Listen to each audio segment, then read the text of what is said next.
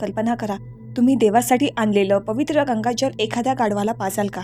पण एका संताने हे खरं केले आणि त्यामागचा अर्थ आपल्यासारख्यांना खूप मोठी शिकवण देणारा आहे. तर झालं असं, एकदा संत एकनाथ महाराज काशीला गेले होते. तिथे त्यांनी पवित्र गंगा नदीचे पाणी म्हणजेच गंगाजल कावडीत भरले. त्यांची इच्छा होती हे गंगाजल रामेश्वरम येथे नेऊन भगवान रामनाथ स्वामींचा अभिषेक करायचा. लांब प्रवास करत असताना वाटेत त्यांना एक तहानलेलं अशक्त गाढव दिसले.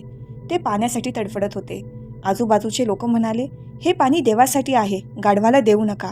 पण संत एकनाथ महाराज म्हणाले, देव फक्त मंदिरात नाही, तो प्रत्येक जीवात आहे. आणि त्यांनी कावडीतील गंगाजल गाढवाला पाजले. लोकांनी त्यांच्यावर खूप टीका केली, पण एकनाथ महाराज म्हणाले, जर देव सर्वत्र आहे तर या तहानलेल्या जीवाला पाणी देणे हीच खरी पूजा आहे. खरी भक्ती म्हणजे फक्त मंदिरात पूजा करणे नाही, तर प्रत्येक जीवावर दया दाखवणे, त्यांची सेवा करणे हीच खरी भक्ती. आज एकनाथ षष्ठी या महान संताचा स्मृतिदिन. आपणही थोडं त्यांच्या विचाराप्रमाणे जगण्याचा छोटासा प्रयत्न करूया. हीच त्यांना खरी आदरांजली.